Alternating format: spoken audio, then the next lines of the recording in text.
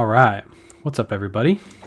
Welcome in. Welcome in. Surprise, surprise. Another little Surfsup KayWay live. I did tell people in my whatnot that we might be doing this tonight. So That's I good. had, They had I, a 20-minute head up. What were you doing? I watched it, but for those who are just now tuning in or tuning in later, yeah, I tell them went about to what you're talking about. went to City Thrift earlier and just did our live auction. And then halfway through, I was like, "Hey, you guys want to go over to TJ Maxx and Marshalls?" And everybody was like, "Yeah, let's go, let's go." So we hopped over there and we sold a bunch of stuff. So I was like, "All right, let's just keep this going." So tonight, after we had the kids all settled down, I went to two more TJ Maxx and Marshalls. Didn't sell as much. The stores were kind of not as good as the first couple stores, but it was fun. It was fun to live shop, and now I see why people do that. Because I know there's a lot of people that do that almost like full time. They have like their whole careers doing that. Right? They're personal shoppers, but virtual. It's pretty. Yeah, You were that person. it makes sense during the yellow tag. I don't know how much. I guess those people would just be hunting the super rare stuff during like the regular times of the year. Because for us, I don't think it would make sense to do that other than yellow tag because that's when the stuff is the most clearanced. Well, and it gives people, even if they're buying for the personal, it gives people the best product for the money. What's up, Tams? What's up, Teach, Beverly? What's Everyone up, in the everybody? house. Um, but that kind of goes to the point because you guys know we're just coming in raw, no plan, no script. We're gonna bash each other. I'm surprised you didn't make a joke about that coming in raw. I was waiting. Oh, I was waiting for you to make something. I thought you were coming with it. coming with it, coming in raw. Dang, dang. What do you do around the house? That's why you have 3 kids. All right, so that's a good. I want to talk about 2 topics. Number one is the reselling. Number 2 is going to be social media. Both of them talking about trying new things. If something's not working or something's just kind of dull, trying something new. And you put on a post today that I saw that said that you did this today. You went from whatnot in a thrift store to just on the wing of it, on the whim, just going over to TJ Maxx and doing it. And it was super successful for you and the people watching, right? Yeah, yeah, it was fun. I mean, I knew about this. I've heard of other people doing this, so it wasn't like I just thought of this. It was my idea. Kind of like the live shopping is. I've been doing it for a while, but on Whatnot, Flip the World's been doing it for a long time at the bins, like selling stuff before he's ever bought it. So it wasn't not my idea, but yeah, I just tried something new. And I think a lot of people should do that more often. A lot of people get too comfortable, and there's always opportunity to try some new stuff. Yeah, for sure. And also it's okay. I mean, me being Mr. I'll never cross list, it's okay to be comfortable as long as you're maybe scaling or you're fine. Like your bills are like we talk about it. We talk about Bearded, for example. Like Bearded is the type of guy who he's making good income. He doesn't want to scale real big and have a ton of employee. He's just good where he's at. Yep. So, change is good. It's definitely if you want to scale up, but if you're just fine and coasting, whatever. Yeah, and yeah, a lot of people are dealing with that with the whole TikTok ban. That's what I was talking to Surfs earlier today. I was like, hey, we should come on and talk about it because Mm. obviously we started on TikTok and we moved our following to other platforms, and um, yeah, a lot of people right now are worried because they only have their following on one specific platform. They haven't made that leap yet to go to other platforms. And I think this is the perfect time for everybody to see like, hey, I probably should be moving over to other platforms. I probably should be posting on other platforms because the same content that does good on TikTok usually does pretty good on other platforms, and you don't want that to be ripped out from you and just basically have no voice. So I think it's smart right now for people who want to grow elsewhere to start growing elsewhere. Yeah, and I know there are 2 different categories. There's the people who just are community, the group of TikTokers in the reseller world that just go live at night, hang out together. They're just hanging out virtually, just talking reselling or just talking life. And then there are people that are trying to make content to make money or whatever to grow their business. So there's 2 things. And I think definitely going to different platforms for both are important. If you want your community to move and TikTok goes away, you got to start. So even if you're not going to create content, you need to be somewhere else. So my suggestion, like you said, is if you're going to make content or not, start on another platform, I would say just do all platforms, don't you think? At least Yeah. get your name on every platform, start an account, whether you use TikTok or what do you use, Instagram or Facebook or YouTube, whichever one you decide to use. Yeah. Go over there and put KayWay shop on all of them. Yeah, it's not that hard to take a video you've already posted to one platform and just move it to another. It takes almost no time at all. So you might as well do it because you never know when a video that you're on, you're comfortable with, the platform you're comfortable with, whether that be TikTok or Instagram, you're posting that content and you could post it on Facebook and it blows up and then you get a ton of followers. I mean, that's basically how I got most of mine is I posted a video and literally got like 2 million views. I got like 40,000 followers off of like one video. So and that video died on TikTok, didn't go anywhere. So definitely post yourself. That also works for listing on eBay and Poshmark and Mercari because one of those platforms you could do something and not even do something bad and they could just ban you for no reason and then there goes your entire business. So that's why I always have my stuff. I always am on multiple platforms. I never try to be on one. Diversification. Yeah, 100%. Everyone 100%. life. If you guys have questions too, feel free to drop in the chat. We're just going to kind of go off the dome today and just chat back and forth. So if you have any questions for either me or Surfs, we're hooked up to all platforms right now, his and mine, so we can see all your questions. So feel free to ask. I saw somebody ask earlier. We kind of gave our background story on the first live, but we can kind of go into how long have we been reselling for? So you wanna take that away first, and I'll go second. I've been doing clothes for, I think we've been doing about the same amount of time. Like 2016 spring is when I started clothes. Yeah. So I had a long history of, I grew up in a reselling household. My dad ran estate sales, but I started reselling clothing in 2016. Yeah, I started 2018. I was working at the post office and I was looking for a side income and went down the YouTube rabbit hole, found Rally Roots, and then that's when I started reselling. Was 2018. Just doing that as like a side hustle. I think you started as like a side hustle too, and then worked that into a main hustle, right? Yeah. So postal service man, you were. I was a teacher, both working for the government. No ladder to climb, and did it as a side hustle. Now for me, I was never planning on doing this full time. It wasn't like I'm going to work up and do this until I can quit my job. That wasn't my plan. My plan was to do them both. But it's always nice to have a job that you can just be like, all right, once I knew in my head that I didn't have to keep teaching, then like I just knew it was so nice to have that peace of mind, or I could just quit and do this full time. It's really nice to have that. I think everybody starts that way. I don't think anybody goes into this as like a side hustle and like automatically like it's like I'm gonna make this a main hustle like right away because it's a lot of work to get to that point. I don't know. I feel like a lot of people come in and they're like, I want to be full time like now. I'm ready to go now. Yeah, maybe if they're watching like a full time reseller, like one of us, and they're like, I want to be like him, like right when I start. Maybe I always thought of it like you, it was going to be a side hustle. I was already working at the post office; it was a good job, but then once I realized how good this could be, I was like, all right, I need to start working towards making that my full time gig. But right off the bat, it wasn't an idea that this was going to be a full time gig. It's good extra money, paid the bills. Yep, 100%. Christy said, can we talk about thrifting etiquette? I seen you and your wife at Red, Wine, Blue, and you guys are so polite. But Lordy, there are some people who have no etiquette. What would you consider your top rules for thrifting etiquette? Number 1, remove your hangers before checkout.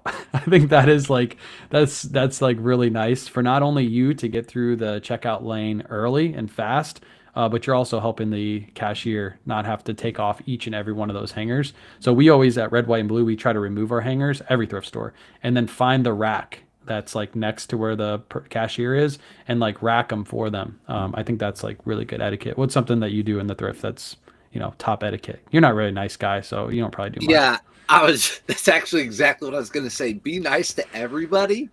I have competitors who I know they don't even really want to look at me, but I go out of my way to like say, hey, what's up? Are you what are you looking for? Whatever. Because you don't know, it'll pay off. For example, with me, I now have a couple of guys that are friends. Jack resells out there. He does all vintage. So he gives me all his Viore and Lululemon. I give him a lot of vintage stuff. So you can make connections that way. And I don't think you would have known Ethan, right? If it wasn't for you guys. 100%. I think a lot of people think it's like super duper competitive. But I'm the type of person that if like when Ethan was at he's at Salvation Army is when I first met him. And I just saw him picking up shoes and like going through the shoes. So I just walked up to him and was like, "Hey, are you a reseller?" He's like, "Yeah, I just do shoes in the area." And we just chopped it up right there, talked back and forth, and we exchanged social media handles. And from there, we've been friends. So I'm not the type of person like that is like this is my turf, like you can't come here. Like I'm completely fine with it, but I do understand those kind of people, like that, some people just go to one specific thrift store. I have a person that I go to a thrift store, I'm not going to name which one it is. They're always at this thrift store and they're always getting the new racks. And when Mhm. I started making content there, they were kind of mad about it because they're like, "Hey, you're going to bring competition here. You're going to make the store start raising prices because they watch my stuff." And I was like, "No, I don't think so." And they've been there ever since. They haven't complained yet, or complained again. But I had a little conversation with them in the DMs, and then of course I went to the store and talked to them. I was like, "Look, it's not that big of a deal. They're not going to raise prices significantly. You're still going to find stuff every single day. It's not that big of a deal. We're not enemies here." And they've been good ever since. Yeah. So So, taking off hangers and just be nice to yeah. everybody. Talk to people. You never know what kind of connections you're going to make. Like Surfs makes connections with the vintage t-shirt boy that doesn't want that stuff. He's just going to give it to Surfs. Like it's not his stuff. And I'm sure Surfs finds that kind of stuff and gives it to them to exchange. Like there's so many ways you can create business. The bulk buy that I get pretty much every week or every other week was just from me talking to another guy in the thrift store who came up to me and asked me about my business. And now I go and, bulk buy from him basically once a week or once every other week. So it just talk to people. You can build those connections. Yeah, so my vintage guy, I know we have more questions, but we're chatting. We're chatting, team. My vintage dude is on Depop and he does drops, just how like your Travis Scott's drop and your all those drop, and you text me at like 9:59 right before and I don't get it. But he does drops of those just like crew necks with like a dog and a grandma on it that sell for 20-25 bucks. I have no market for that. And Nope. he wants all of them he can get. So I just pick those up and throw them his way, and we just meet and he'll throw me Lululemon, Patagonia, whatever. So yeah, just you never know. There's always, and as far as going into thrift stores, you're going into a new store. There's more than likely there's been someone in the last 30 minutes just like you that's been in there, and they're rolling out a new rack when you get there. So the whole competitive stuff, we got to get over that. Yeah, it's not that serious. It's not that. Um, what are each of your favorite places to source? I think we both have the same spots: thrift stores, retail arbitrage, estate sales, garage sales. So I'll take this one first. I think people know thrift stores for me. We go to thrift stores all the time. We have good thrift stores near us. So what I'll say is you have to curate where you go based off what you have around you. If your thrift stores aren't good, maybe garage sales is where you go to. I'm lucky enough in Florida that I have good estate sales, good garage sales, good thrift stores, good retail, and one of my favorites is thrift stores. I think from the beginning, I've been thrifting from the beginning. I just love it. So thrift stores for me. I'm guessing the same for you, right? Yeah, I like consistency, and just thrift stores are the most consistent for me.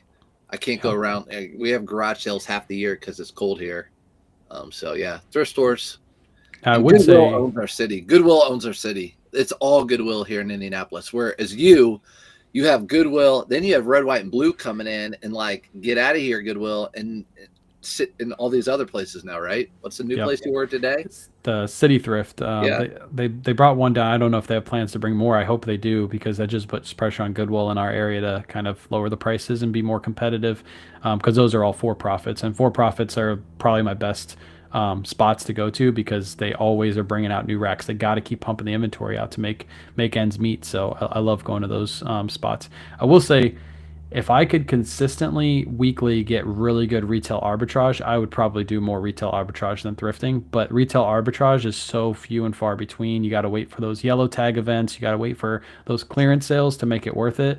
And those don't happen every week. But if it it's not did, I would consistent. definitely do retail arbitrage over thrifting. It's not consistent. Yeah, and I see people put like church rummage sales and I love estate sales and church sales, but they're just not consistent. I know next week I can do my routes at the thrift stores, and I know I'll end up loading my car with stuff. I can guarantee it, but I can't guarantee I'll go to. There'll be an estate sale that I have good stuff, or a rummage sale. So I have to say thrift stores. You probably do the same. Yeah, I've been to some of those like church rummage sales, but a lot of it is just such garbage. It's so bad, such bad stuff that it's like you're saying, it's not consistent enough. There are really good deals there though. You can get some really, really good deals if you find some good stuff, but it's so few and far between. Mm-hmm.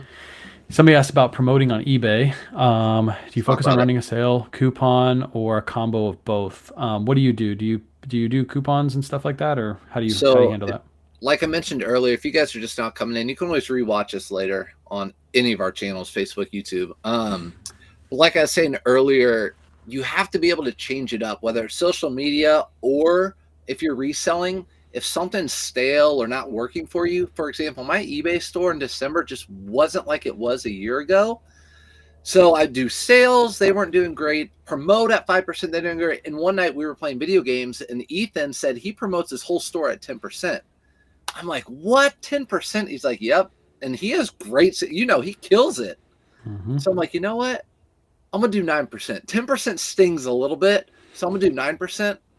Whoever watches me live knows every day, like I would say a third of my sales are now promoted listings, a third of them. Yeah. So I Yeah. promote my entire store, everything at 9%. And my sales have gone up in January. Yeah, I do. I do promote it at 5. I don't know if I can. I'll bump it up to 9, and maybe I'll just do it just to test it out. Maybe I'll do That's what I 10. did just to test it out. And I'm like, and sorry to interrupt, but actually, I'm No, not you're sorry. Yeah, you've been talking all day. You've been on live. So the way people are like, but it's 9% plus eBay fees. All right, so Poshmark takes 20%. Doing it this way, it's like eBay takes 22% ish, and almost all those promoted listing sales are not offers. They're just people buy it. So a lot of those sales I would take a lower offer on anyways. Yeah. But they're selling for full price. So really it's just like making a sale on Poshmark for me. And I'm making more sales. So for me, churn, burn, it's about the same as Poshmark. Keep your buy costs low. So yeah, that's what I do right now. It's working. Do you know how much your sales have increased with the promoted? Like, do you know like around a number? The other day I sold 24 items on eBay, and Damn. 15 of them, or it might have been 36. 15 of them were promoted because I kept track. I kept a tally. Did 15 your out of about 25 or 30 were promoted, and it says on your phone when I do it, it says sold via promoted listing. Mm-hmm. Are you getting like a big increase from before? Like, were you selling like 20 items and now you're selling 24? Or is it like the same, or is it more? Like, what do you know what that number would be? I'm listing a little bit more. I'm listing more consistent in 2025 too, Hmm. but my sales have definitely increased Yeah. on eBay. Definitely. I could look. I could go to Autopilot and look at my analytics from like this quarter to last or months or whatever. But just real quick, for example, I have 13 sales I need to pack up. The first one, not a promoted. The second one was promoted. So one so far, the 13, three of the 13 were promoted listings, where before I would have almost no promoted listings. How many promoted listings do you have sell at 5%? I'd have to go in and look. I think a third, like right around what you say, about a third of my sales are promoted, like 33%. Okay. But I don't sell as much volume as you do. So that's what I'm thinking. I should probably up it. Like I get on average like around 12 sales, 10 to 12 sales a day on eBay. So maybe That's if I up it to 10, if I get 15 to 20, that'd be a really good, turnaround for promoted. so before we get some more questions, what you say? What the devil's advocate on it is, of course you're going to get more sales because eBay wants you to pay more money. eBay wants your money. My thing is like, you got to pay to play sometimes. Yeah. Yeah. 100%. And if that's the way they're going, get lower buy cost items. Yeah. Yeah, 100%. That's how I feel too. That's like same thing on selling on Whatnot too. It's volume. You're not going to make as much money, but you're going to sell way more volume. That's basically what you're doing there is you're increasing your promoted so you make less money, but you sell more volume. So it's basically the same mentality. I'll probably try that. I'll probably up mine to 10% maybe later tonight and then see how it goes for like the next month and follow it till like Valentine's Day, and that'll be a good time to say like if I saw an increase in sales or not. I'm also not listing consistently either. Like we'll list 50 in one day. Like we used to list 20 to 30 per day, and now we're listing like 50 to 60 like 1 or 2 days a week, and then just not That's listing for the rest of the week. So I think that also kind of plays into sales and all that stuff. if you do 10, I'm gonna bump mine up to 11 though. So stupid. Anyways, Jared asks, okay, Way, I know that you do consignment. Are there other ways to get people to source inventory for you? Consignment's really good. Obviously, those people source for me. They give it to me. I sell it to them, get some good money for them, and then they just keep coming back. There is ways to get people to source for you. If you go to like, for example, you can go to the bins, and there are people that do like vintage T-shirts, like Surf's friend does. They only do vintage. So if you teach them like, hey, if you find Lululemon, if you find Viore, if you find this, that, I'll pay you for that. And you guys can set up a deal where they buy that stuff because the buy cost is like $1.50, $2. You meet up once a week. They give you all that stuff for $5 to $6 a piece. And now you just made a connection for somebody that's sourcing for you. You make 2 or 3 of those connections at bin stores, you'll have really good inventory coming your way. Obviously, it's going to be hit or miss. Like there's going to be bad pieces they pick up in the beginning. You just got to pay for that in the beginning.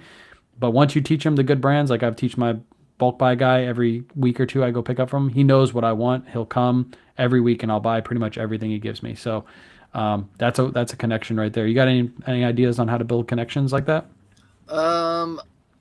If you're going to do, I guess what I have to say, if you're going to do consignment, I think you have a perfect model for it with Whatnot, because you're not taking a lot of time with each of those pieces. With clothing, if you're doing a 30-70 split, or what are you doing right now? Yeah, 70-30 split is what we do after split, fees. Even 50-50 after fees and everything, you want to stay away from doing like an eBay listing or whatever for a number of reasons, and you've talked about that. But Whatnot is so great because you hold up the item, it's sold, it ships the next day, you get paid right away. And there's no returns, pretty much. So you're doing great. But I used to do consignment a lot when it came to higher priced items. If someone had $1,000 item, I would take like 10 or 20% of that. That's totally different. But with clothing, for sure. What you got going on is great. Yeah. The best thing about Whatnot, like today when we did the TJ Maxx sale, like all that stuff sold. I shipped it. It's behind me back there. It's already shipped, ready for the mailman tomorrow. That money is already back in my PayPal on the way back to my bank account. So by tomorrow morning, all that money's back in my bank account. And that's why we can pay consigners out so fast. Is because once we ship the items, money is back in our PayPal that same exact night. Like once I hit the PayPal transaction, move it to my account, within 10 minutes, it's in my PayPal account, no matter what time of day it is. And I can pay the consigners out basically that same night, if not the next day. So that's why consignment works so good for Whatnot. And again, there's no returns really, unless there's like an issue with the item. And then usually we eat the cost on that because it's our fault that we ran a flawed item in the first place. Okay, if your name was Kayla, we'll just say Kayla, not your wife, and you ran Poshmark, you ran a store on eBay, and you're like, I really want to get more clothing from people around me that before it cut off the thrift store. What are some ways you think people could do that? We'll talk about one. I would probably go to the bins. That's probably where I would get most of my inventory. If you couldn't go to the bins. If I couldn't go to the bins, where would I get? To make that connection with somebody or with people, what could you do? Send out flyers?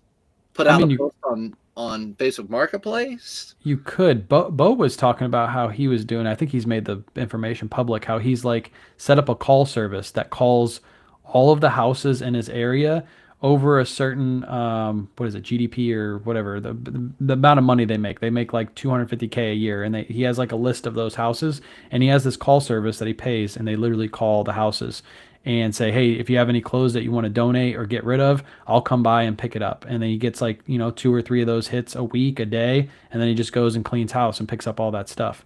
Obviously, if you're making that much money, you probably have better clothing. That's why he probably targets those people. But that's a good idea. That's something that I never even thought of doing, and I heard Bo doing. I was like, man, that's super duper smart. Mm-hmm. And I could tell you this from being with my dad, working with estate sales. As soon as a couple of those people talk, your name just spreads like wildfire. Well, that's probably not a good thing to use right now, but spreads like water. Because they'll talk like, oh, I know a guy who will come get all your stuff. Oh, really? I'm going to have a garage sale this spring. Call this dude. He'll just come get all your stuff. Yeah. So, go to estate sale companies and or estate sales, and then talk to the company and be like, because usually clothing is what's left over at the end, and just be like, hey, if you guys get a bunch of clothing, I'll bulk buy your clothing at the end of your estate sale. And there's a connection right there. And if they know that you're going to be good for the money, you're going to come and like buy an entire room full of clothes, and you'll obviously sift through the good pieces and then get rid of the other pieces. They're going to call you every single time because they don't want to have to pay to have somebody haul that off. And you're paying them to actually haul it off for them. So that's a connection you can build. You can even get in if you build a good enough connection with those estate sale people. They'll say, all right, you can come in first. Yep. We'll let you in a day before, pick over all the clothing, and then I know at the end you'll buy everything else up too. Yeah. So I'm just trying to think of some other ways because people are always asking other different ways to source stuff like that. There's so many ways out there. Like there's literally probably hundreds and hundreds and hundreds of ways we can go over on how to source bulk. You just got to be kind of crafty with it. You got to just put your name out there. I think that's the hardest part, is for people to just say, hey, I'm a reseller. I'll buy all of your XYZ if you have it often. And boom, you can set up a connection that easy and then have years and years and years of inventory just sent to you every week. So I like it. Jessica asked how consignment works. I'll go over really quick. You have to, there's a post on my Instagram, or reach out to me at kaywayconsign@gmail.com, and then I'll send you a spreadsheet. I'm looking for items that sell for 35 or more on eBay. Those are the ones we consign on Whatnot. So reach out to me there. If you watch some of our Whatnot shows, you'll kind of understand the brands that we're looking for. But yeah, that's how you get in contact with me for that. Let's see. Do you see any more questions? I'm reading them all. I want you to give me a question. Okay, Mike said sales went up, but is the profit there? Tell the truth, Bradley. Yeah, the profit's there because my buy cost is so low. My average buy cost is $5.25 across everything: jeans, shorts, shirts, jackets, everything. $5.25. So if I have something listed for $35 and it promotes and eBay gets 20%, I'm still making great money. And if I'm, like you said, if I'm churning it, and it's about volume, yeah, I'm still making a good profit. Yeah, I think a lot of new resellers, even when I first started, got stuck on the I need to make the most money on this item and I won't take under a certain offer, and they sit on that stuff. I used to sit on inventory forever and look for that top dollar amount, and now I'm all about churn and burn. Like if I can run a Whatnot show and sell 500 items and have an average profit per unit of $5 to $7 a piece, I'm cool with it, because I just moved 500 units and I made $2,500, $3,000 on that show. And I'll do that every single day of the week. I'd rather burn that inventory, churn and burn it, and go get some more stuff, because I'm in the position where I can go get bulk clothing if I really needed to. So yeah, I think a lot of resellers are stuck on that. Get as much as you can for your items, and really that mentality is kind of flawed. In the beginning, when you're part-time, maybe not, because you can't go out and source often, so maybe you keep some of that inventory, but once you become full-time, it needs to be like churn and burn as fast as you can. And this is what I have to say too, because it goes along with just money, the market, inflation, everything else. You have a pair of pants, right? You want $100 for this pair of pants. You're going to sit on these. Would you rather sit on these for 3 or 6 months, or sell these for $50? You paid $20. Let's sell them for $50. And then how far will that $50 take you in 3 months, when this would sell for that $100 that you were holding out for? That $50, good chance, could make $1,000 for you. Yep. In 3 months. 100%. As long as you keep on selling that $50. So that's one thing, and I'm guilty. I have stuff that's been sitting in my inventory, but that's one thing, like touching to your point, you got to get low buy cost and get rid of that stuff. Yeah. Make that money 100%. work for you. That money's not working for you if it's just sitting. That's one thing when I met you and started doing the Ralph Lauren, the Surfsup method with the Ralph Lauren, like I passed on Ralph Lauren all the time. Like I can't imagine how many Ralph Lauren shirts I would pick up now that I didn't pick up before, because I didn't have that mentality. And I should have, because Ralph Lauren is my top selling brand. Like I put out a post the other day. I've sold, I think, 593 Ralph Lauren shirts just on eBay alone last year. That's such good money that I was just leaving behind. And even if those are $10 profits, every one of them, which they're not, and there's a lot of higher dollar profits in there, but even if they're $10 profits on each item, that's good money that I was leaving behind. Yeah, I think we did the math the other day. It ended up being Nick was on here and was talking about, like, it was a crazy amount, like $5,000 extra a year if you only sell a few a week. I want to say hi. I saw Clay, one of my old friends from my high school, join in. Said, hey, what's up? Give us some high school stories for Brad. Give us some stories in the chat. You want to hear a funny story? Okay, he might have been there. You guys, this is what we do. We talk. So when I was in New Orleans, because we ate at, I think we had the same lunch table in high school. I went to New Orleans, and I got the hottest hot sauce. Brought it back, and it was like this is the time during Jackass. That when Jackass was big. So my buddy, we all he would do whatever we said. He snorted a cap full of the hot sauce. He had to get in an ambulance. And I don't know where they took him, we don't know, but he had to go to the nurse. His face was red. He couldn't breathe. He took him and called an ambulance from lunch. But anyways, that was that story. That's not a smart idea. Please don't do that in the chat. Yeah, don't do that. Don't do that. I mean, do it if you want. I don't care. Do it at your own risk. What is your favorite drink while you're working? I think we both agree we don't like this is water, but I do not like just drinking plain water. Yeah, this is water too, but it's got one of those little no sugar Mio spritzers in it. Because I drank when I was doing the carnivore diet, I was drinking just water, and it was so freaking boring. It was so boring to drink for like a week. For a week, but Kayla said next week we're gonna try it again, but we're not gonna do full carnivore. We're gonna do some vegetables in there, which I can do, because if you just do full carnivore, it gets so you literally don't eat because you just don't want to eat anymore. You don't want to have any more meat. So Kayla just wants meat. Yes. Okay. Lots of meat. Okay. Lots of sausages and lots of cucumbers. I'll be down there soon. All right. Nancy asked a good question. I have family who goes to red, white, and blue consistently. If I asked her to source for me, how much would you pay for the items, the cost of goods plus a percentage? How would you handle that if you're having a family member source for you? Almost kind of like the Renzi model. They have people go out and source for them. They give them a little bit more on top. So how would you handle that? I would have to do the work. I'd have to think about. I haven't thought about that one yet. Yeah. I thought about how I'd pay people if they took pictures. We talked about that last time. I haven't thought about that, but whatever. I don't know. I haven't thought about that one yet. It'd have to be a discussion with them. How much are they looking to get? Is it just fun on the weekends and they're going red, white, and blue and they're finding 10, 15 items for you and they're okay with you them making $2 or $3? Or is this going to be almost like their full-time gig, their new side hustle that they're going to get paid for? Because I think those prices are different. If they're just going there for fun, they probably, an extra $1 or $2 per item, probably they'd be okay with that as long as you teach them the right brands. But if they're trying to make it a full-time gig, they might be looking for a little bit more, or maybe like a bounty at the end of the week, like $1,000 bounty or something, and no matter what they get for a week, they get paid $1,000 extra, something like that. You'd have to discuss it with them. And now that I'm thinking about that, if people were doing that, I would really want the best items, because more than likely I'm not getting a 20%, a quarter on the dollar type of item. I'd want the best items, and more. I don't know if those people would want to keep those best items. Meaning, I'd want an item that's really good that will sell really quickly if I'm paying up for it, because I feel like I'd have to pay up for it. I'd pay 50% probably of what I'm thinking. I'd probably just end up paying 50% of what it'd sell for on eBay. So the only way I'd do that is if it were a really good item that would sell fast. Yeah. It's kind of hard. Sourcing from red, white, and blue is different from having somebody source the bins for you, because the bins is super easy. If you tell them, their bins is $1.39 per pound and you'll pay them $3 per pound, that's so much easier to figure out. They're making double what they spend at the bins and you're just paying them double. They're making good money on it. But sourcing at red, white, and blue, there's Vioris are $20 and, sometimes I'll pick those up because they go for 50 or 60, but I don't know if I'd pay somebody to source those at $20 for me and then ship them to me and then also pay them money on top. That's a lot to spend on just thrift store items. So it'd be kind of, you have to discuss that with them, see what they would want. Mm-hmm.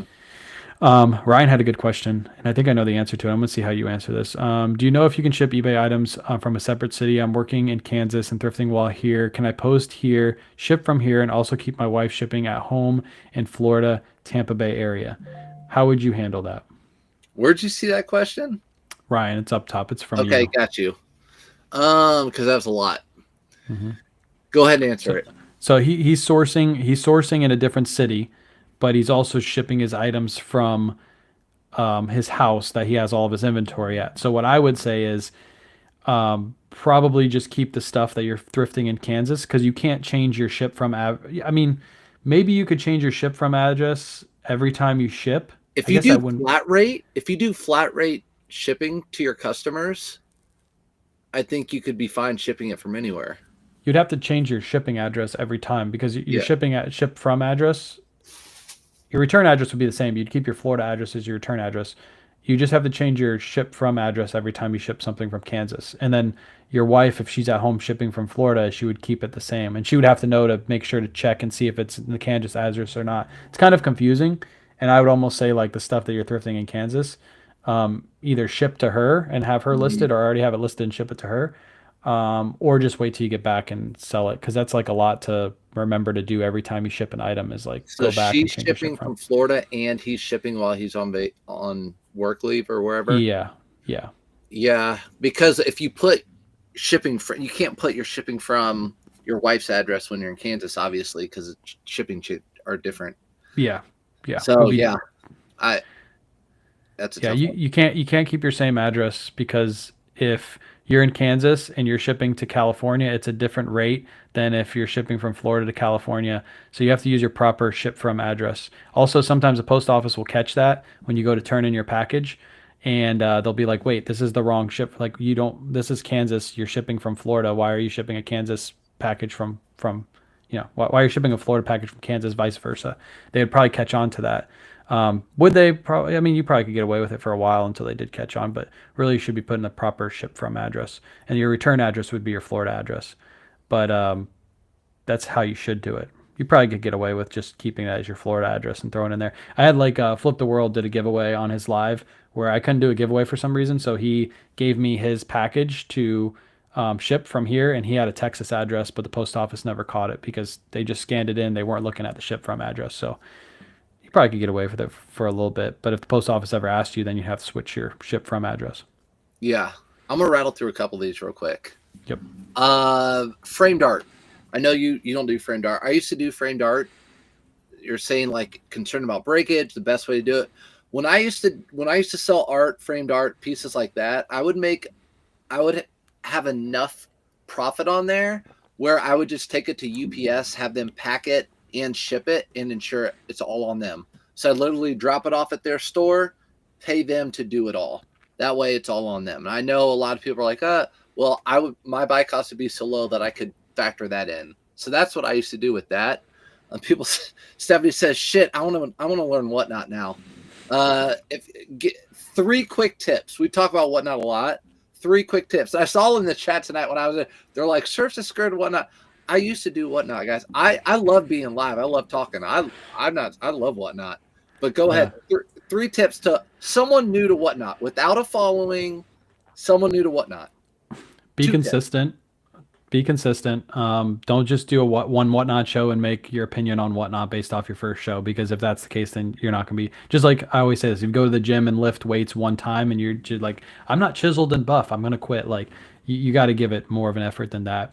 Learn how to advertise your show. If you can advertise it to your social, if you have some followers there, advertise your show. You got to think of Whatnot as like a brick and mortar store. If you just open the doors and nobody knows you're open, nobody's going to be there. So you have to do that. And that's why social media influencers have, no problem on Whatnot, because we're able to advertise.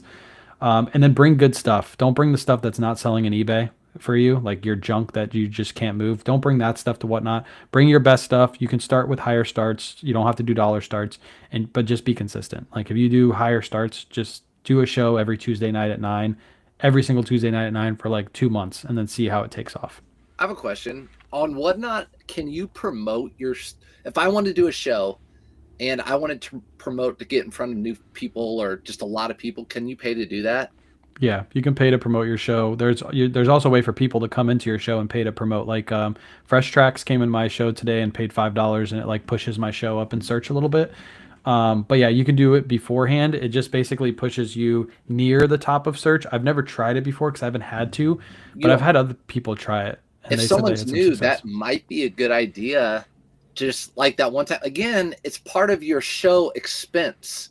So when Yeah. you're doing your taxes and you're doing that particular show, that's part of the cost of that show. So maybe promote the show, put really good pieces out there on that really good show, bring the energy, and hopefully those people will save you and come back to your show. So maybe the first couple promote them. I don't know. I think titles are important too. Like especially people that are following you. If you have like a title like I don't know, all Lily Pulitzer show tonight, all new with tag Lily Pulitzer starting at $5. Like when people get that notification on their phone, they're like, oh wait, I like Lily Pulitzer. Let me go into that show really quick and see what there's like, what kind of Lily Pulitzer they have. And then I think too, I've been playing around with thumbnails. I used to never put thumbnails on it, but I've been playing around with thumbnails. I'm seeing some success with like really like the thrift with me thumbnail today. I think we had more people in there than we ever had before, and I think it's specifically because that thumbnail catches some people's eyes. So Show us play your around with that too. thumbnail. Show us your thumbnail. You bite your nails? Show us your Not thumbnail. really. I don't really bite my Oh, nails. sick. That's nasty. I have good nails. I don't know about you. You probably bite your nails. I lost the yeah, that was one of them. Michelle said, don't get attached to your items earlier when we were talking about getting rid of stuff. For sure.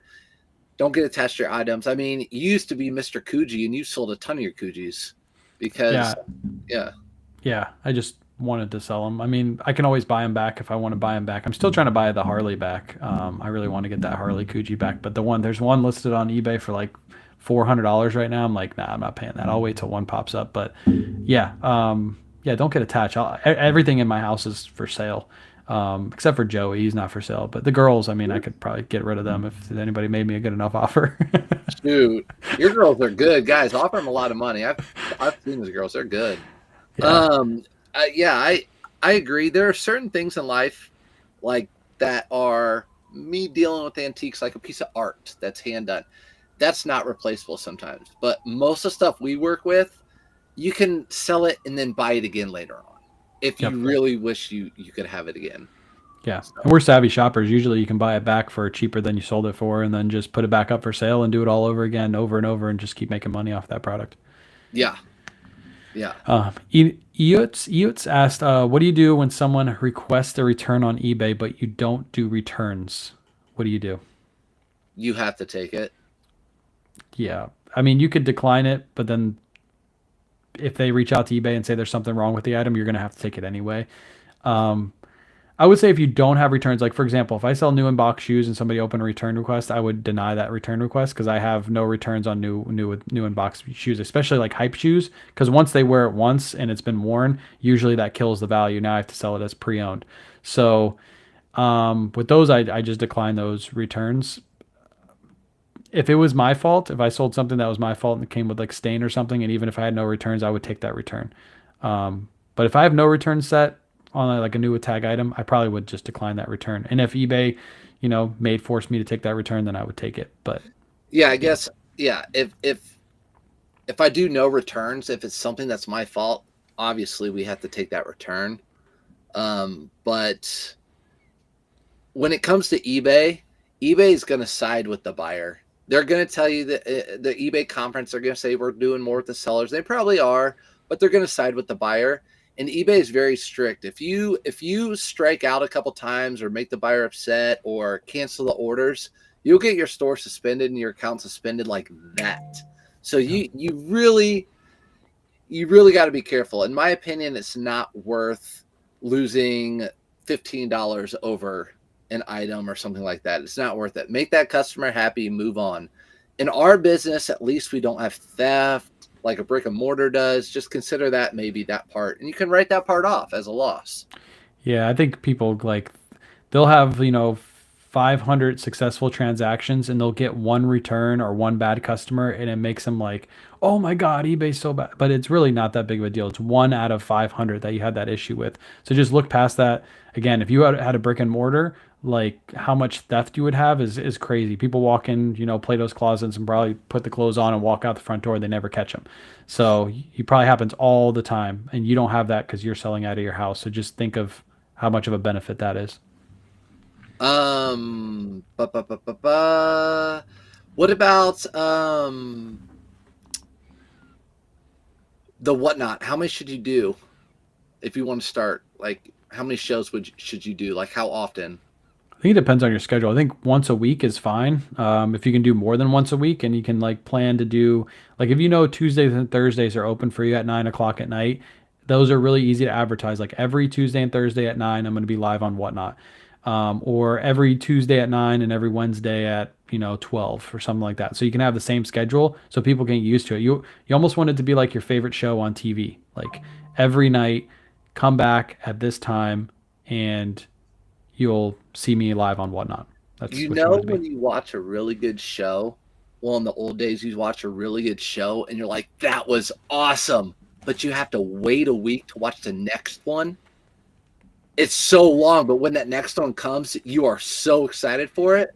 Hmm. But that it loses its luster if it's every other day or whatever. To me, and unless you have 300 people in your life or whatever. But for me, I think having that, putting a lot of effort into each show and spacing them out so people are excited to come back.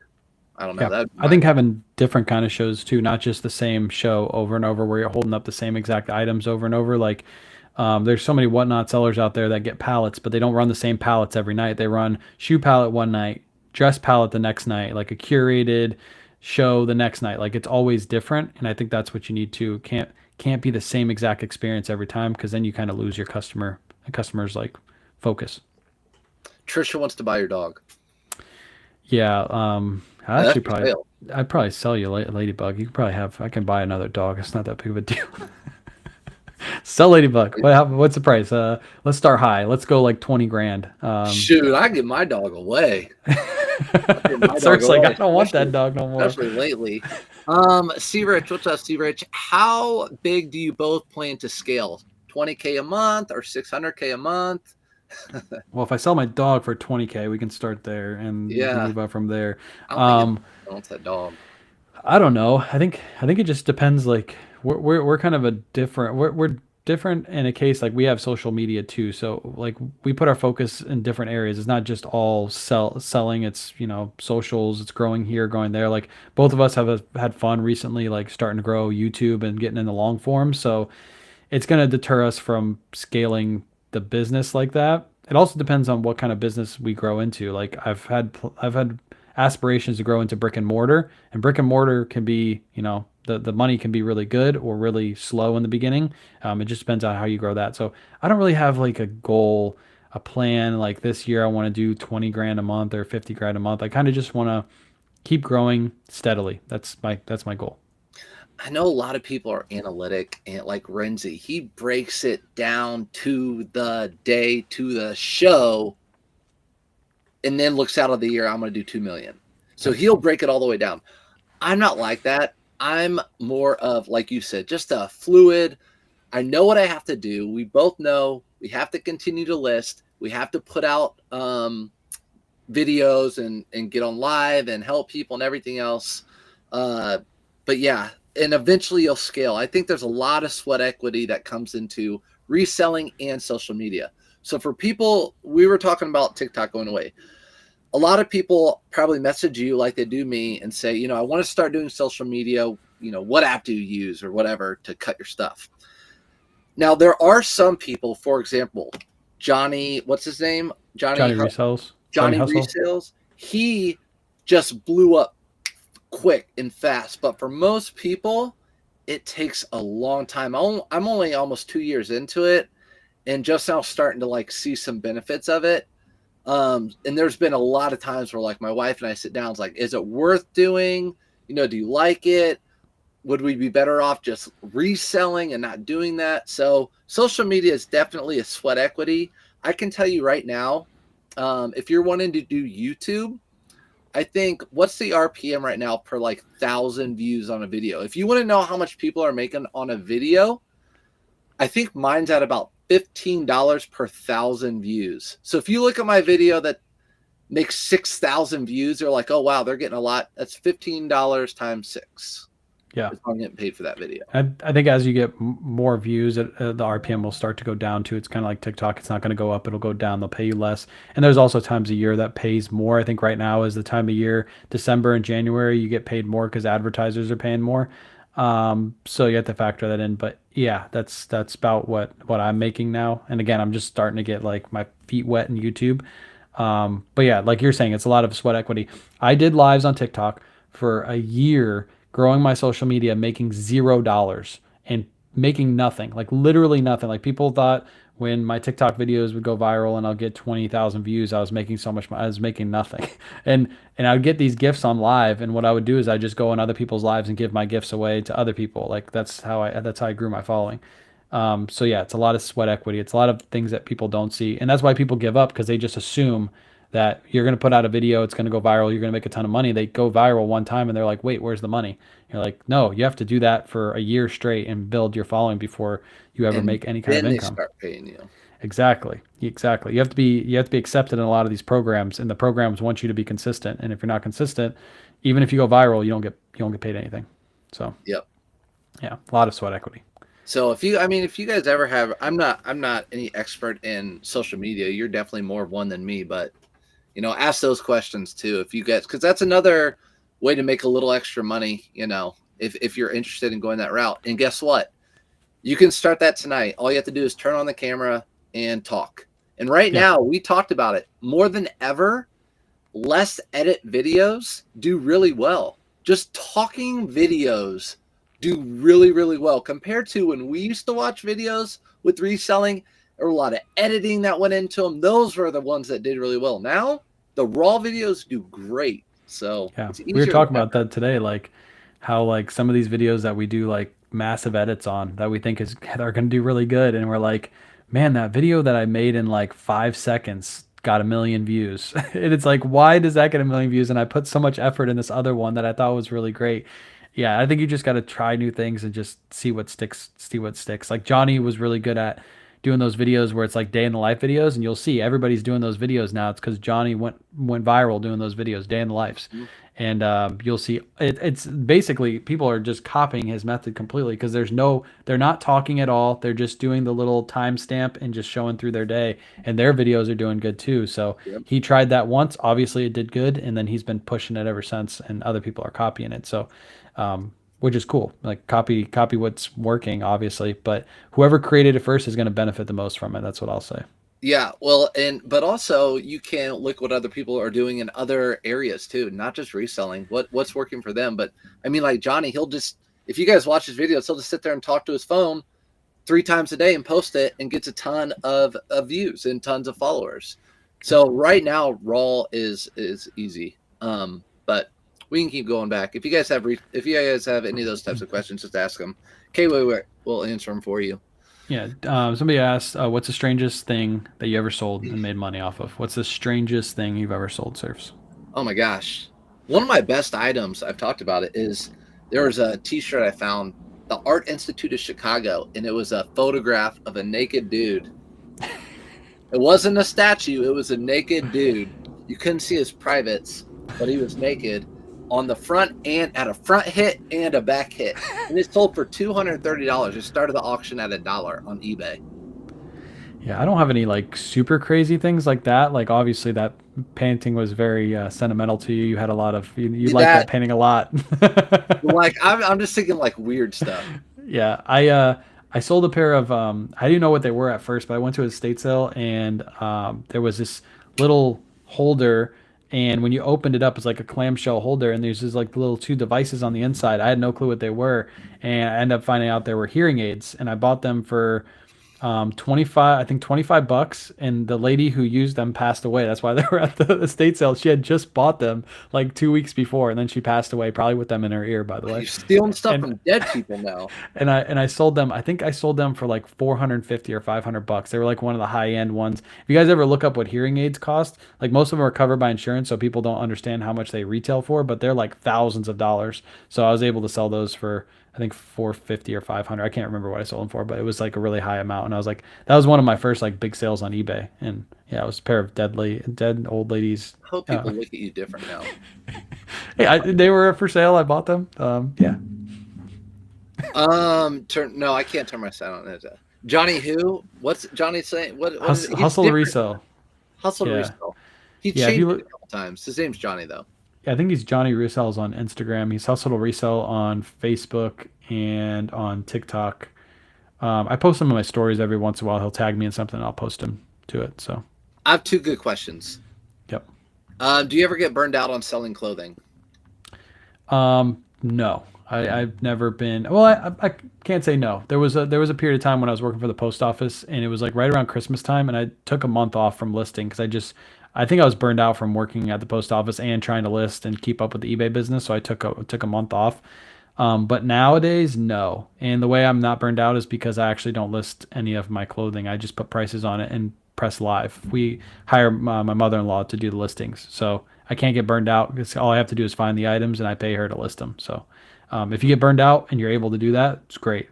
But whatever you hate doing in the business the most, that's what you should outsource first. That's what they Um, say.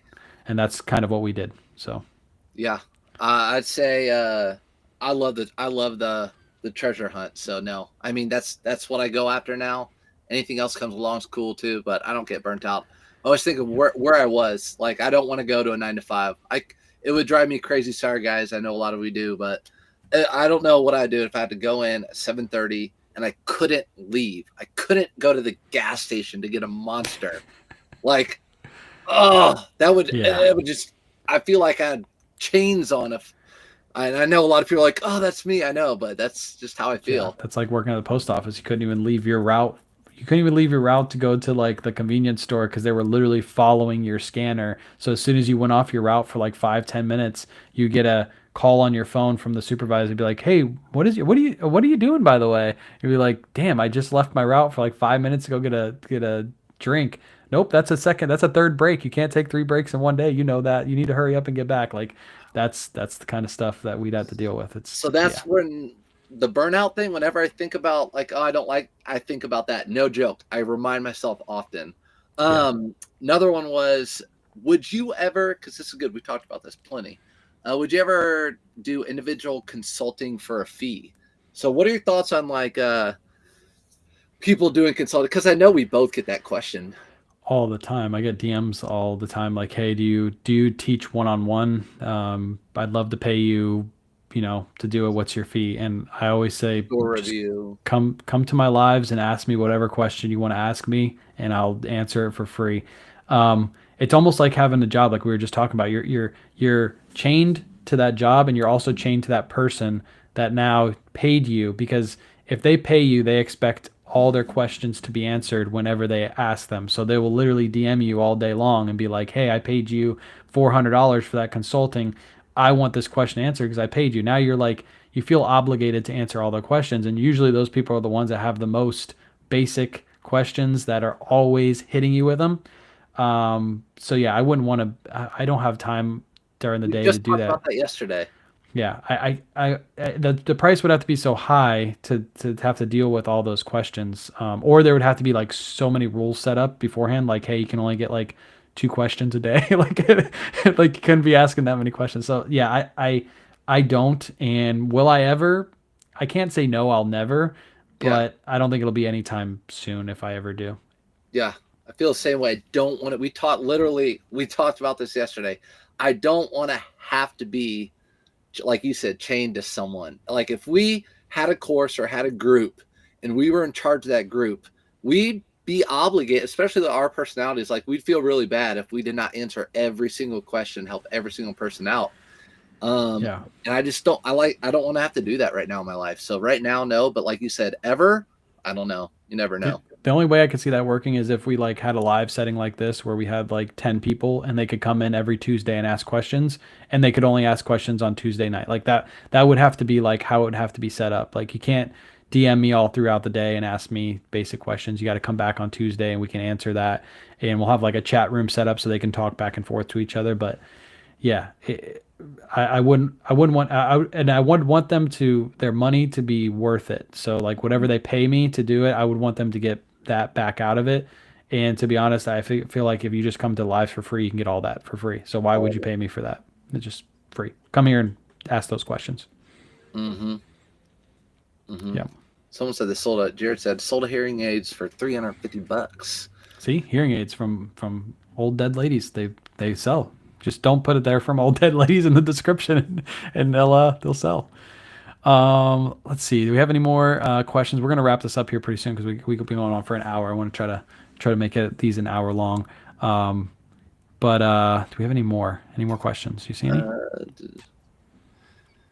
I saw, Jessica, what you're saying, just a brainstorming session. Yeah, there are a lot of things. And again, neither one of us, we're all four people making money. We're the same. Like, you guys, like, someone wants to make a course, make a course. Someone the other day DM me, said, hey, I have a free, book, whatever, but they take donations. You want to make a bolo book, do it.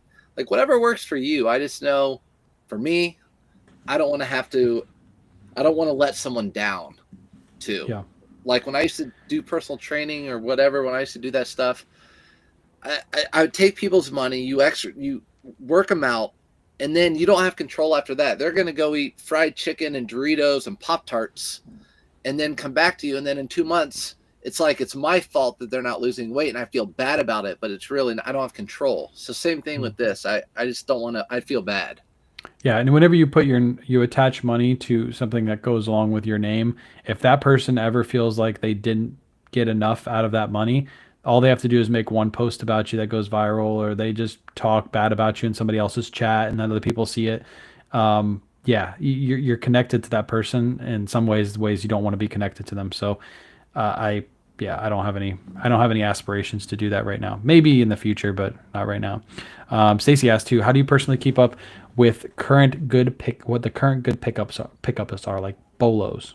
How do you keep up with that? To be honest, you can other creators, watch other creators, but I feel like I have that sixth sense of just like what's in tune. Like, I just know when something feels good or looks good or something's different or something's new. I'm always paying attention to everything around me. So that's just, I guess that's how I know. I don't know. Yeah. We go thrifting so often when we see a new brand that we've never seen before, we're just like, hey, I've never seen that. Let me look it up really quick. Like most of the brands we go through the racks, we kind of know like 90% of them, 99% of them. But there's that one tag that sticks out and it's like, oh, I've never seen that one before. Let me look it up. I think that's how everybody starts when you first start. It's like really overwhelming because, Mhm. instead of 90% of what's on the rack, it's like 5%. So you're looking up everything as you go, but you're also building that Rolodex in your head. Like, hey, I've already looked that up once. I know that's not a good brand. Now I know to skip that brand. That's how it goes. I watch a lot of content. Like I'll go through stories and see people post like, I think it was Rally Roots posted yesterday. There's this new wool brand I forget what it's called, but it's a wool brand, and I've never heard of it before, but it has a really good sell through. I looked it up afterwards. That's how I learn. I learn from people's content. Also, I just made that bolo video, and the way I found a couple of those bolos, the Johnson Woolen Mills, is I literally just looked up sold comps on eBay for jackets that sell for $50 or more. I saw a couple of those comps, then I looked up that one specifically, and I saw it had a really good sell through rate. So I just found that bolo just by looking up on eBay for a bolo. So if you're looking for shirts, type in shirts. If you're looking for shirts that sell for 35 or more, filter for that pre-owned condition and just start scrolling. And then if you see multiple items, then pick out those separately and look those up separately, and you could find a bolo just by doing that. Oh, this is a good question. KayWay had a goal. Curious to know if he accomplished it. Flipping clothes to pay off the house. Yeah, I put out a video about that last year. No, we didn't complete that goal. I didn't do what Renzi did, and that was the biggest thing. Is I should have had like a monthly breakdown of how much I had to make. We were taking in a lot of consignment, so instead of making full profit on items, we were only making 30%. So yeah, it didn't work out, but we had a lot of fun trying to do it. It was definitely a learning lesson. Well, I don't think I'll ever set a goal that high again, because that was like a crazy goal. But it was fun to like get my name out there and try to accomplish something. And I'm like most entrepreneurs should be, is you should be okay with failing, because when you fail, you learn a bunch from that failure. Because I tried a bunch of stuff last year and a bunch of stuff failed, and I was cool with it. And now I know what's going to work for 2025, and I'll try new stuff in 2025. But All it takes is that one time, that one idea, yep. and that one whatever jamble, whatever it would be, to take off, and that's it. Yeah, just That's like the that one. that video that's doing good right now on YouTube for me, that bolo video. I'm like, hey, I'm gonna make so many more of those because I just tried it. I was like, hey, I'm gonna do this bolo video, see if it works, and like that's one of my most watched videos ever. It probably is gonna be my most watched video ever on YouTube, and it's just me throwing something out of the wall and seeing what sticks. Oh gosh, there's lots of funny stuff now in here. It's not Wool. Woolex is not the brand, by the way. It has like it has an X at the end. I can't What? remember what it is. The wool brand. I can't remember what it Ibex? is. What is it? Ibex? No, it's not Ibex either. I knew Ibex. It was in Rally Root's story, I think, yesterday. Oh. I can't remember what it is. If I remember it, I'll post it. No, blue collar, not shaving any heads. He already doesn't have much hair on top. That's why I have to wear this. If I take this off, it's embarrassing. I have to keep this on. Your chats, yeah. Your chats give so many new bolos too. Yeah, Shelby, my wife, who's watching this upstairs, for sure. During our lives, when I watch you live, again, I watch you live. Every day I'm live, and every time I'm live, there's always someone coming in telling me a bolo. Yeah. Like, hey, I found a new bolo, and I'll look it up, be like, guys, this is a new bolo. So like, just going to people's lives and watching those, you're going to find bolos too. And every time you're live in the morning showing your sales, especially now that you do it on your screen, like you're going through 25, 30 items a day. More than likely, if you're new, you haven't heard of a few of those. Yeah.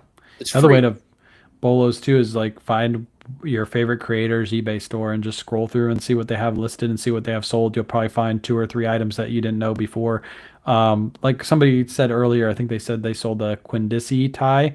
And I learned that bolo from one of my followers. God, every week. It's not mine either. I learned that bolo from one of my followers, and then I passed that bolo on to Surfs because he had one, and he didn't even realize he had one because he's that dumb. But yeah, I had to let him know that he had like a $150 tie in his little haul. But yeah, that was learned from a follower. I didn't. I sure didn't. That's You would have sold that thing for like $15. You'd I been would like, "Oh, have it's a good figured tie." it out. I would have No. known right away. I would have known No. right away. Damn, those were Rock Revival jeans. They sold for $104.99. And I Let's know go. where you got those too. Yep. And they just keep on selling. Let's see. I've been on eBay for 2 years and started Poshmark. Any tips on making shipping faster? To make shipping faster? Well, have all your shipping supplies near where you're shipping, so don't have them like across the room. So you can just like Kayla just moved this over here, so I have my shipping desk like right behind me to grab my supplies, which is really great.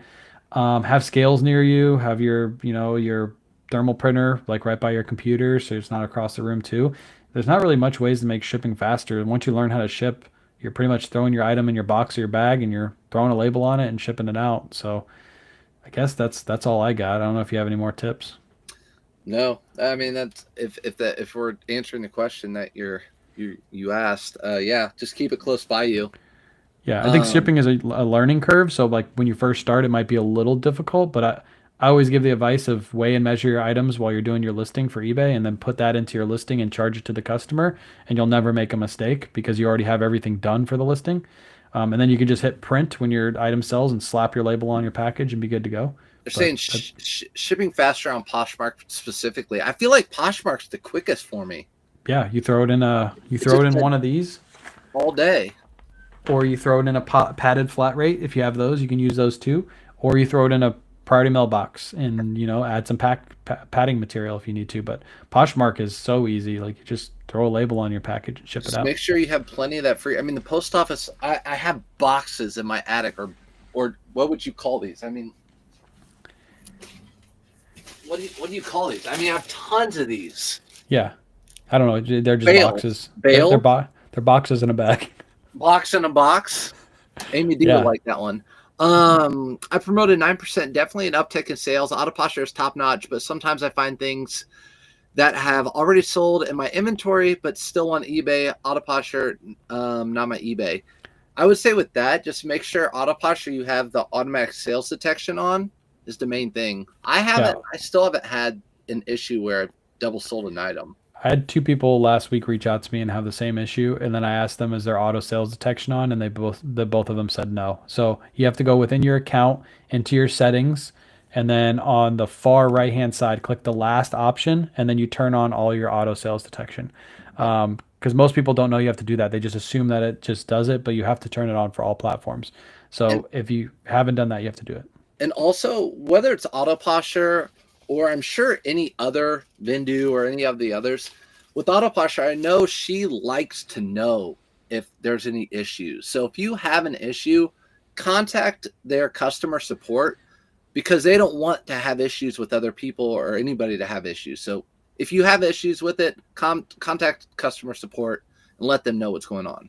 Yep, you can just give them the item that didn't get pulled down. Send it to them in an email or a direct message on Instagram, and usually she gets back to you within 24 hours, and then figures out exactly what went wrong and gives you a nice little detailed report on if it was her fault or if it was your fault and how to fix it.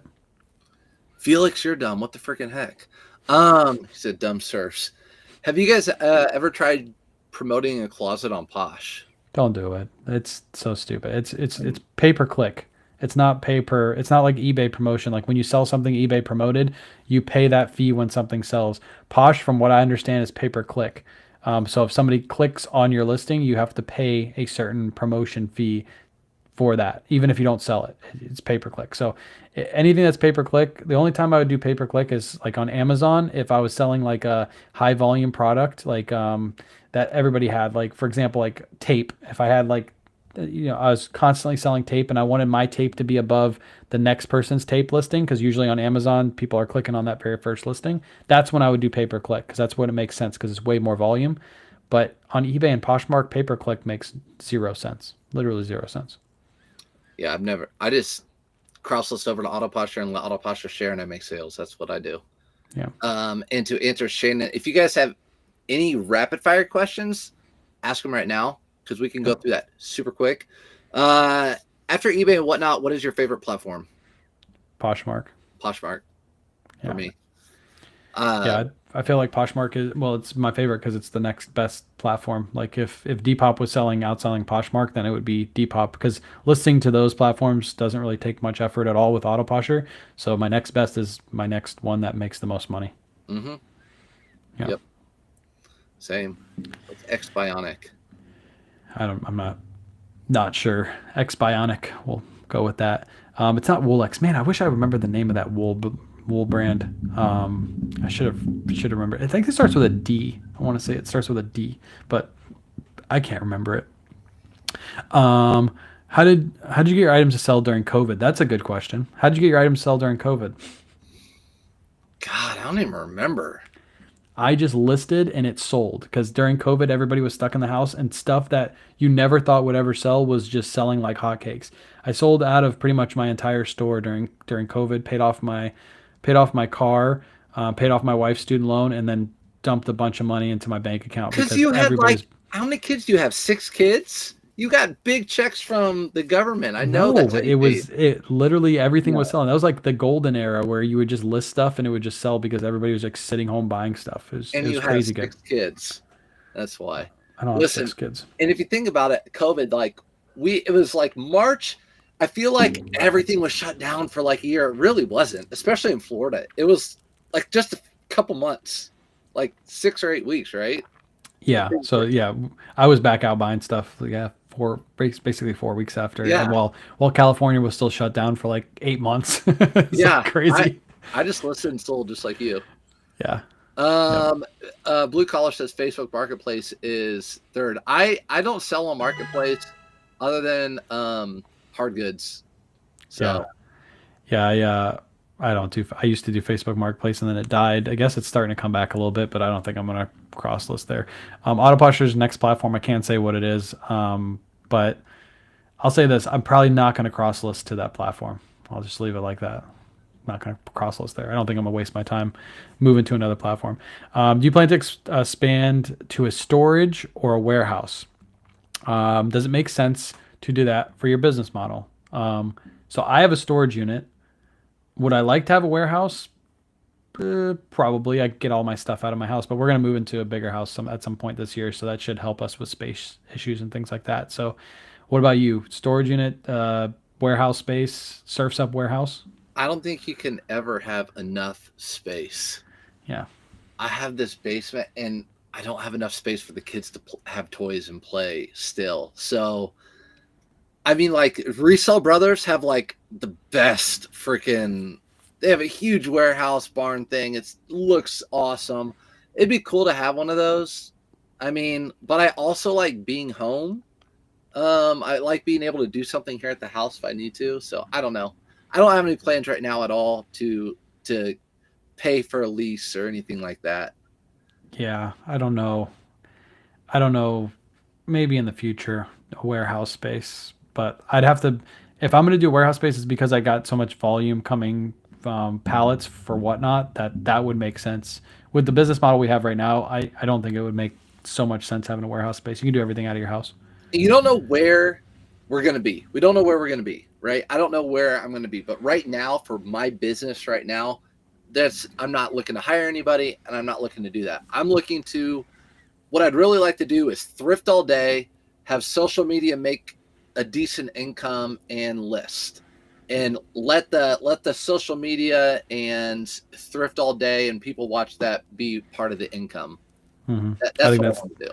that's the dream, to just go to a thrift store and get 100,000 views on that video, and then just be able to sell when you want to sell. Like if I had that, I would just do that, and then I would just sell stuff super cheap on Whatnot and just give out great deals and just have Yeah. fun.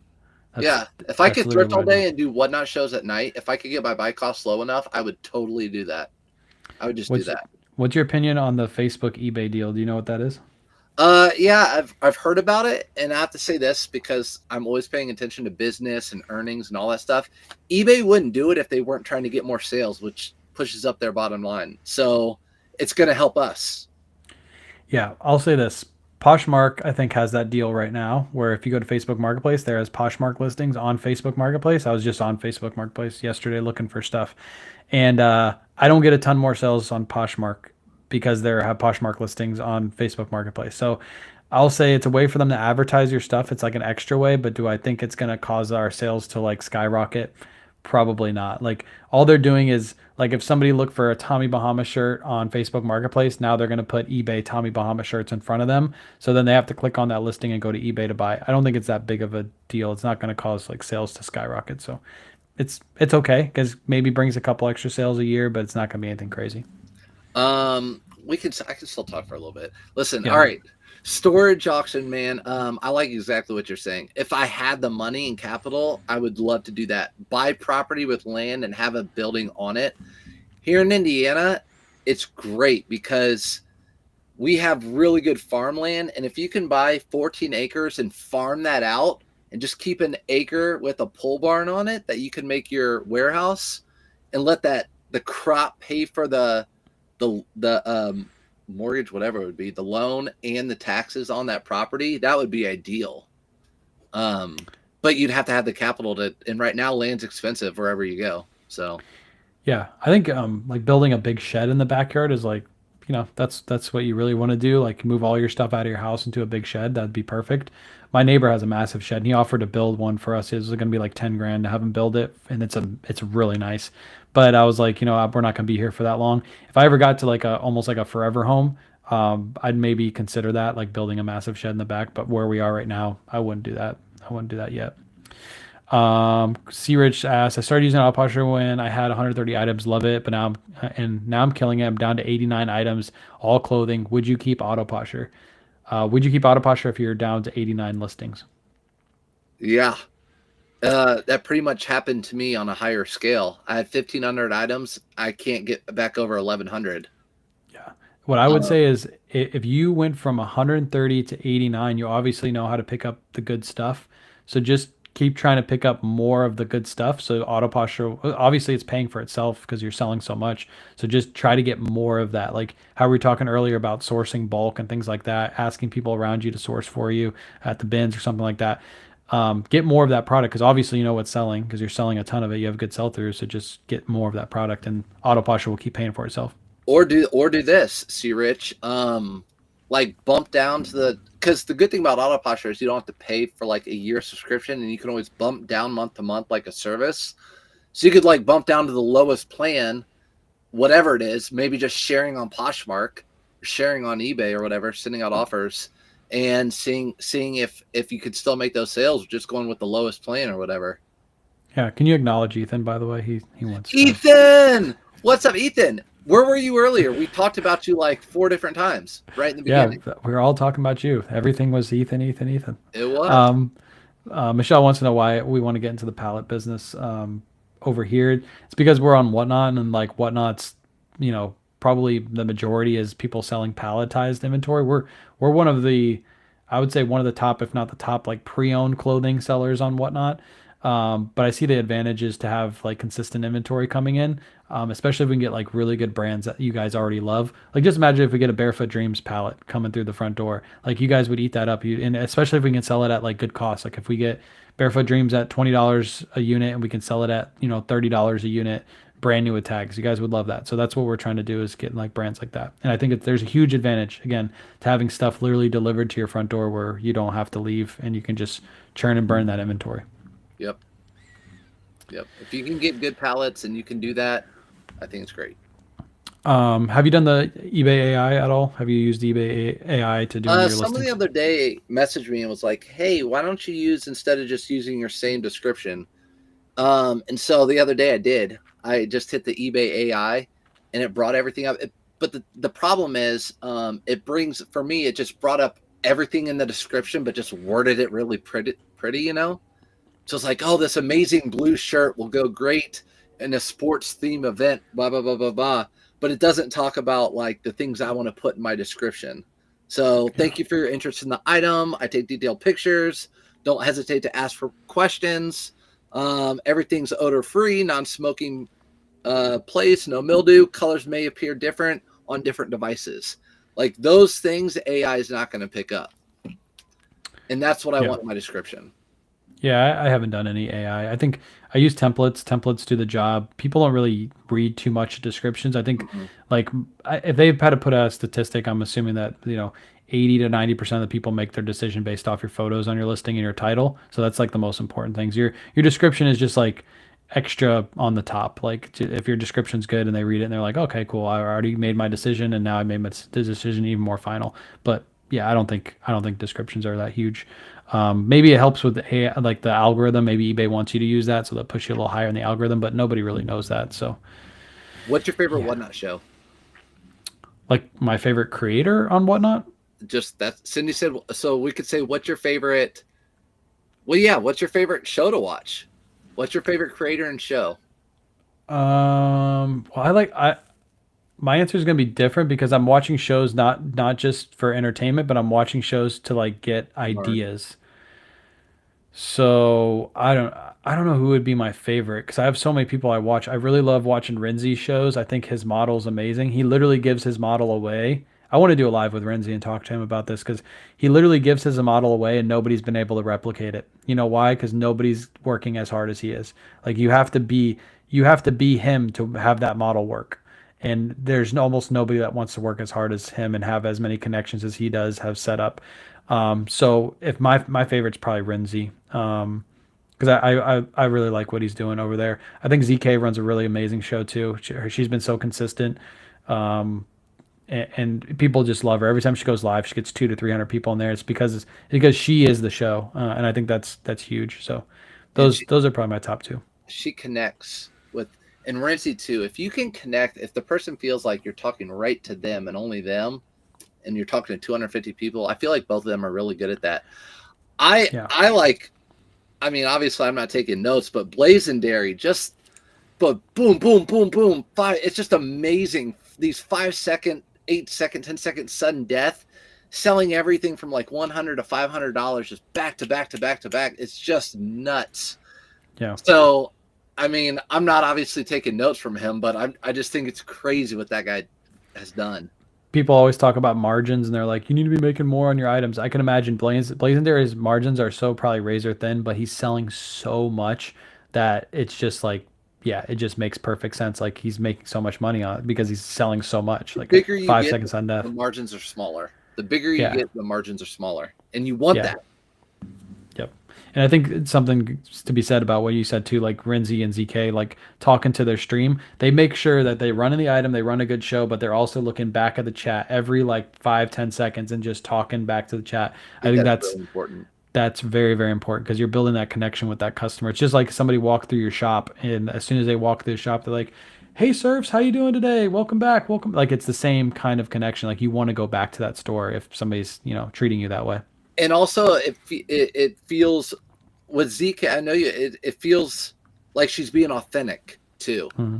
And Renzi, like ZK feels authentic. When she's Yeah. talking to you and her people, what does she call them? Her Z crew or something? Z crew, yeah. Yeah, like it's authentic. All right, question from Courtney. Wayne, you said on one of your recent lives that you wanted to reduce your number of eBay listing. What's the reason for that? Well, main reason right now is if we're bringing in pallets, we need more room for pallets. For our house right now, we have no room for that. So if we're going to do that before we move, I need more space in the garage to be able to bring in pallets. So that's one reason. And we're playing around with like bringing listings over to Whatnot and selling those during live sales and stuff like that. So we're going to reduce it one way or another. But once we move into a bigger house, I might, readjust that thinking because I'll have more room for what I have listed. But that's the main reason right now. Yeah. It's just different way, ebbs and flows of businesses, right? So Yeah. when Whatnot's hot, you're going Whatnot. When Whatnot wasn't hot, when was that? Like February and March and April last year? Yeah, we'll have to see this year if it happens again. Like, yeah, right after February, it was like summer slowdown. And also the things we were selling don't have like jackets. Jackets look better on screen than a pair of shorts. For some reason, you're just going to get more money when you sell jackets compared to shorts. So we got to play around with that this year and try not to have that happen. But I think we're going to be able to get through it either way. You just have to adapt, whatever Yeah. it is. Rinzy, 100%. yeah, RNZY. Yep. Is that guy selling high price shoes such for $1,000 every 10 seconds?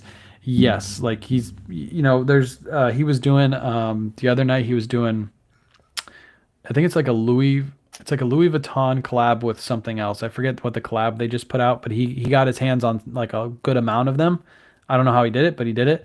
And he was starting those at, I think like $200, and they were selling for like 700, 800, $900, like the collab. Boom, boom, boom, boom. And yeah, over and over and over and over again. So yeah. Felix says she didn't call her people chat. Yeah. I definitely call it chat. Yeah, I don't have like a name for mine. Like what do I call my the KayWay crew? Like I don't know. K crew, the KayWay crew. KayWay crew. Like where's I don't know. Kayla at, by the way? Like She's in bed right now. KayWay shop. We want Kayla. She is. She's gonna be in the next YouTube video that we just filmed. She'll be in it. Yeah, I know. I know you love it. You only hit the like button when she comes on the screen. Sure if it's do. just me, you don't hit the like button. I usually tap the like. Tap. You got a $20 super chat. You better be thanking these people. In here? Yeah, it says it on my screen. It says have a great night, guys. It says paired, so I'm assuming that went your way. Oh, thanks, guys. My bad. Appreciate it. Gosh, Cookie corn. I see it. Yeah, don't even thank your people for $20 super chat. I don't even know that. I don't even know super chat. Cookie corn. Thanks, cookie corn. What a freaking jerk. Golly. Do either of you guys have lives tomorrow? I'm gonna go live early in the morning. Usually you go live. Yeah, I'm not gonna. We're going sourcing on Fridays. We usually go sourcing. So, Okay. yeah, we won't be live tomorrow. We're not gonna do a Whatnot show tomorrow either. We're actually going to Busch Gardens tomorrow night. We got free tickets, so we're gonna take the kids. But Saturday we have a Whatnot show. So That'll be nice because it's not like hot. It'll be. You can probably just wear like what you're wearing now, right? Like a sweatshirt. yeah, it's gonna be nicer. It's still cold out. I think it's like 55 out right now or something like that. So that's for a Floridian, that's cold. Like I know. That's too damn cold. It's not like cold where you are. It's like that humid cold where it's like just sticks to you and it's like you're always like freezing. So yeah, we're gonna go there tomorrow and have some fun with the kiddos. Take tomorrow off.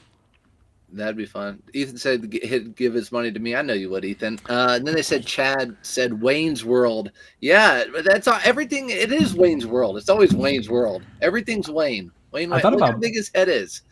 That hat's a size 3XL. You just can't tell. It's Bearded's hat. It's really cheaply made. Yeah, really cheaply made. You know his shirts. I got one of his shirts. Like my shirt. If you guys have one of my shirts, like there's no like cracking or anything on it. I guarantee you wash it like 50 times. It's still in great condition. Bearded shirt, I washed it 3 times and it cracked like immediately. I was like, dude, this is so cheap. It's ridiculous.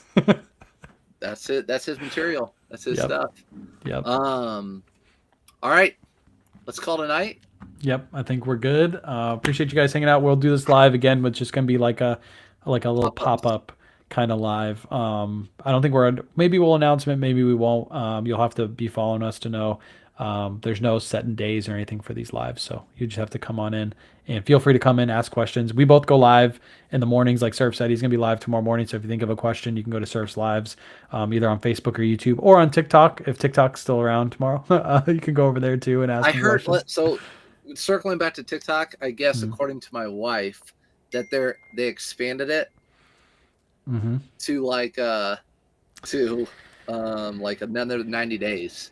Yeah, I think, right? Or whatever. I think they pushed it to. They were saying that they were going to give it to Trump to make his decision, and Trump already said that he was going to extend it. So I guess they're just going to extend it. And I'm sure it'll just get extended over and over again. They're just going to keep like as soon as it comes up to the date where they're going to take it away, they're going to get so much pushback that they're just going to go, all right, we'll extend it another 90 days. Like it's just going to keep doing that over and over. Yeah, it will.